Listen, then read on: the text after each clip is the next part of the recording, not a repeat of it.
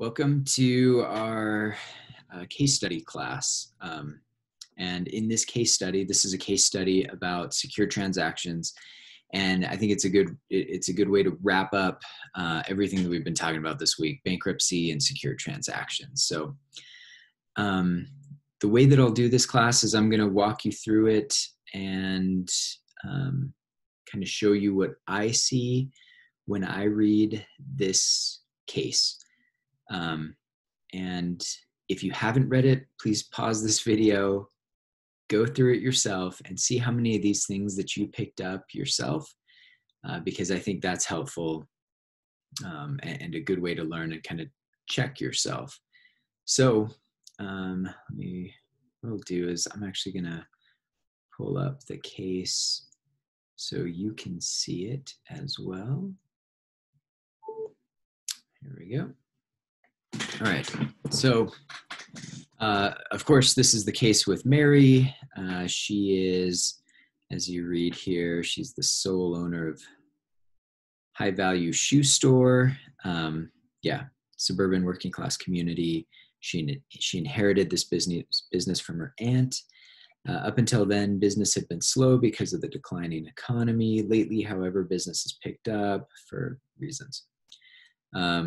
All right, so as a result of the increase in business, Mary hired 2 new full-time employees, but was short on the funds necessary for expansion of the business. Obviously, it's going to be a secure transaction case, so she's going to need a loan. Okay, so she was able to obtain a loan from Community Bank. And the bank, of course, required a security interest and that Mary be personally liable on the note. The note is just, you'll hear that a lot, like a promissory note, or just for short, a note. It just means the loan. This is the document evidencing the loan. Okay, the language of the security agreement contained the following clause. So this is going to be important. The note is secured by the inventory of High Value Shoe Store, currently owned and later acquired inventory. Now, to some of you, that might seem weird. Like, here's a bank that's taking a security interest in not only her current inventory, but her future inventory. But when you think about it, this makes total sense. If they only had a security interest in the shoes that were in the store when this security agreement was signed, well, you see the problem. She's selling those shoes. And so, they're going to be gone eventually. And then they're left with no security interest. Like that doesn't make sense for the bank.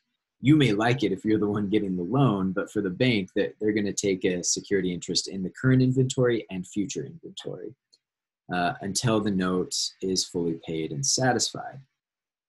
All right, so the bank, this is important, the bank immediately perfected by filing a financing statement. This is that UCC1 we talked about in class with the Secretary of State's website.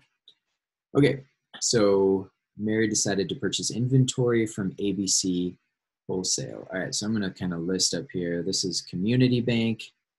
Down here, we're going to have to, something's going to come up with ABC. All right, let's make this a different color. So Mary decided to purchase inventory from ABC Wholesalers on credit a few weeks after obtaining the loan. So she's got cash. Now it's time to go buy shoes. She took possession of the inventory on April 16th. ABC required that she sign a promissory note. Here, again, another loan. A promissory note and security agreement with the inventory being listed as collateral. Okay, so here again, you see the issue. The same inventory is being listed as collateral on 2 different security interests, security agreements, I should say. All right. And so we're going to have a problem down the road. You can guess, like look into your crystal ball or whatever. All right. So for a year, everything's fine. Mary's able to make payments on both obligations. um, from the proceeds of the business. But of course, something's going to go wrong. People start losing their jobs. And as a result, Mary's business lost customers and began to operate at a loss. We should make that green since we're losing money. And became unable to pay its obligations to both the bank and ABC and ended up defaulting on both loans. Both secured parties sought to repossess the inventory from Mary's store, sell the inventory, and then hold Mary personally liable for the deficiency.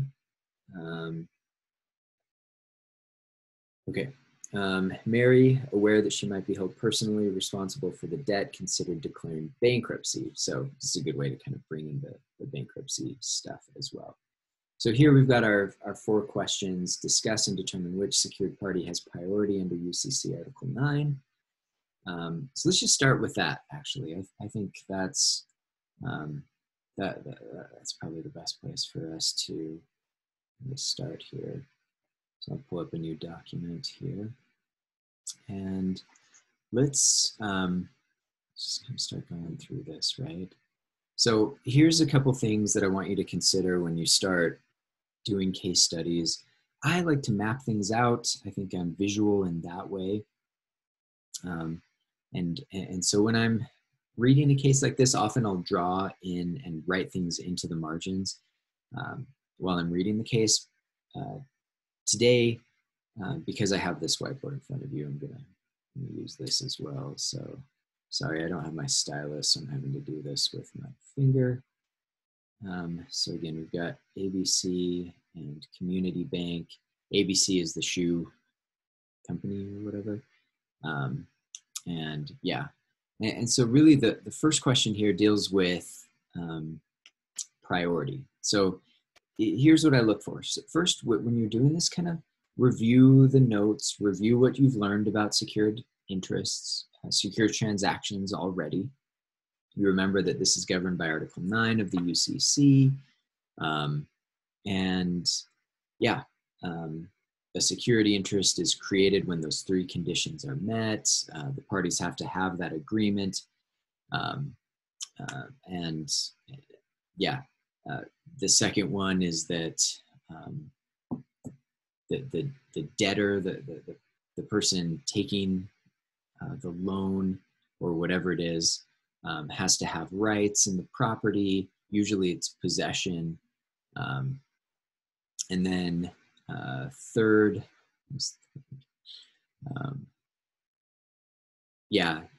give something of value. Anyway, go look at the slides. I'm kind of drawing a blank here. But yeah, once you have that, then you've got a secured interest that is attached or otherwise means it just becomes effective, like it now exists. So with that in mind, you may have a security interest, but you want to perfect it. And there's a couple ways to perfect a security interest. One is through the UCC filing with the Secretary of State. The other is through possession. And then you have the PMSI. And these are going to be important as we kind of roll through this. So, okay, so let's jump down to this. So in our case, Community Bank, it's a secured creditor. They met all 3 of those requirements for a secured interest. Requirements. So we're going to put check. And then I want to say here, and they also perfected it by filing that UCC statement. I'm not sure that they said that there was a date on that, but they did do that. What does all of this mean? It means that they're perfected and they're going to have first priority. All right, so we know Community Bank is going to win any competing claims here to the inventory, meaning the shoes. Now ABC, they also are secured. Now, some of you are like, that doesn't make sense. They didn't file a UCC statement with the Secretary of State. They did have the 3 requirements, and it was perfected because it was a purchase money security interest. They gave to Mary on credit consumer goods, shoes. Shoes are consumer goods, and as a result, it's perfected once they give her the shoes. And so yeah, so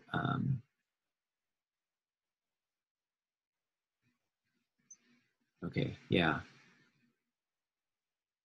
I think that's all that we need to talk about with that one. Um,